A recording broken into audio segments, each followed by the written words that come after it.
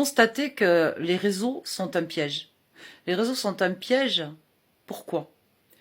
Parce que il peut révéler certains aspects de la personnalité de personnes qui sont derrière les réseaux, mais en même temps, j'ai pu aussi constater le manque de remise en question de la part de certaines personnes. Et je globalise, hein, j'ai pas des gens dans mon viseur. Hein. Et aussi, attention à ne pas tomber amoureux de sa propre image. Oui, il peut en ressortir des fois des révélations et je m'inquiète un peu quand même parce que les réseaux sociaux et la vie réelle, il y a vraiment une différence, une grande différence. Et de se laisser embourber dans les réseaux sociaux sans s'en rendre compte peut vous amener à parfois révéler certaines pathologies. Il y en a même qui peuvent tomber en dépression. Il y en a même qui peuvent craquer. Et c'est pour ça qu'il faut toujours prendre un recul et faire une remise en question constante. Voilà. Donc, être soi-même, c'est bien. Un peu de pédagogie, c'est pas mal aussi. En fait, le fait de se noyer, dans les réseaux sociaux n'altère pas aussi la façon dont on peut comprendre les choses quand quelqu'un s'exprime. Ça aussi, c'est quelque chose que j'ai pu relever. Et en fait, pour pallier à cela, je pense qu'il est nécessaire de se couper un peu des réseaux, de sortir de sa bulle, de sa sphère, et d'aller découvrir le monde et de parler à des gens à l'extérieur des réseaux, dans la vraie vie, des gens divers et variés, afin d'étendre un peu son analyse, sa compréhension des choses, etc. Nous sommes constitués de 65 millions de Français dans ce pays, sachant qu'on est tous différents et qu'on réfléchit forcément différemment. Il n'est pas à la portée de tout le monde de pouvoir comprendre les gens. Mais ce qui me fascine, c'est qu'on parle tous la même langue, le français, la plupart du temps, et je vois qu'on a du mal à se comprendre ou que des gens ont du mal à se comprendre. Allez, moi je me sors de là, c'est bon. Moi des fois aussi, il y a des choses que je comprends pas, mais il y a des choses assez simples et faciles à comprendre que je comprends, et je vois que en face, ça ne comprend pas. Et moi je dis que la nouvelle maladie de notre siècle, je suis désolée de le dire, ce sont les réseaux sociaux. Je le répète, c'est un piège, c'est un gouffre. Attention à ne pas tomber dans un trou. Voilà. Donc, et ce qu'on peut reprocher à autrui, la première des choses à faire pour que ce soit crédible, c'est se le reprocher à soi-même. Et la plupart du temps, et je le dis et je le redis dans cette vidéo, quand je critique ou j'analyse des choses, je m'autocritique en même temps et je m'analyse en même temps. Voilà. Je me le dis à moi-même. Tout ce que je peux dire à quelqu'un, je me le dis à moi-même ou je me le suis déjà dit. Important de le dire aussi. Dans mes débats, on pourrait me critiquer, me reprocher plein de choses. Il y a des fois où je peux percuter, où je peux rentrer dans le lard, c'est sûr. Et il y a des fois où je suis plus empathique, plus à l'écoute, où j'étale un peu plus le sujet, où je laisse parler les intervenants. Et ça me plaît de les écouter. Pourquoi? Parce que c'est en écoutant qu'on peut répondre à la personne avec efficacité. Ça aussi, c'est très important. Et je vais vous faire une révélation, une vraie révélation.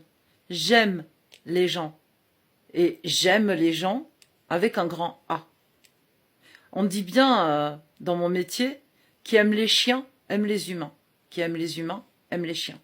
Même si parfois, je suis en détestation de certaines personnalités, et pas personne, je parle de personnalité, en détestation.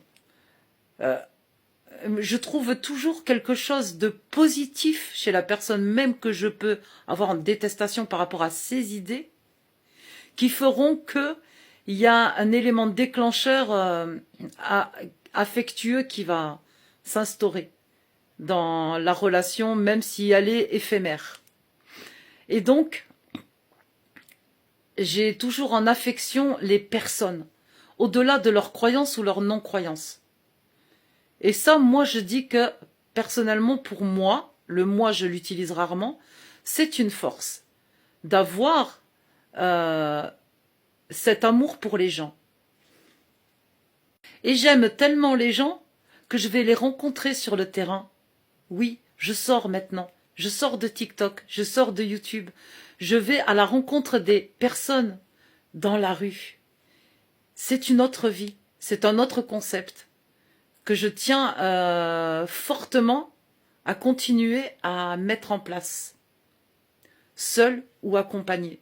J'irai voir les gens dehors, utiliser et user de ma liberté d'expression. Je n'ai aucune crainte et je n'ai pas peur, car j'ai rien à me reprocher. Je pose juste des questions pour savoir ce que les gens pensent de l'islam, par exemple, pour savoir si les gens connaissent la religion de l'islam, comment ils la perçoivent, ce qu'ils en pensent, etc. C'est important. C'est important que ça vienne des Français, des étrangers, que ça vienne des croyants, des non-croyants, des croyants eux-mêmes, des musulmans. Dans la rue, quand j'arrête quelqu'un, c'est pas marqué sur son front qu'il est musulman. Je suis même tombée sur un ex-musulman qui est apostat. Et cet aspect et ce concept me plaît, m'intéresse. Je me plais à sillonner les rues d'une ville et d'aller rencontrer les gens et de leur parler. C'est tellement vivant, c'est tellement humain que maintenant, c'est comme une drogue, je peux plus m'en passer. Donc franchement, si j'avais le temps et les moyens, je serais tous les jours dans la rue en train de parler avec les gens. Parce que j'adore ça. Je fais du terrain depuis très très longtemps. Je suis militante depuis très très longtemps. Mon militantisme, je l'ai commencé vraiment à 15 ans. J'ai pris position. J'étais contre un parti politique et je suis allée le revendiquer dans la rue en manifestant à 15 ans. Bon, en 2003, j'étais à Ni pute ni soumise. J'avais mon comité. Il y avait la fédération qui était à Paris avec Fadela Amara et Mohamed qui était vice-président. Et moi, j'ai ouvert mon comité dans le Val d'Orge, dans le 91. Et je n'ai pas changé. Ben non, je n'ai pas changé. Avec tout ce temps, non, pas du tout. Parce que quand il fallait partir au casse-pipe, coller des affiches, tracter, aller parler aux gens, vendre le comité partout, trouver des parrainages, trouver des partenariats pour organiser un concert, organiser un repas de quartier, ce qui était génial dans le repas de quartier, c'est parce quoi? Bon, ben je donnais la bouffe, je donnais tout, j'avais les barbecues de la ville, je m'installais, et là, eh ben, on crée une convivialité, un lien entre les gens qui des fois faisaient connaissance ou se retrouvaient. Et ça, c'est magnifique. Voilà, c'est ce qui me plaît. Et à travers les micro-trottoirs, je vais les animer de cette façon. Rigolote, rigoler avec les gens, parler avec les gens, leur poser des questions, les laisser s'exprimer, comme on le fait sur TikTok.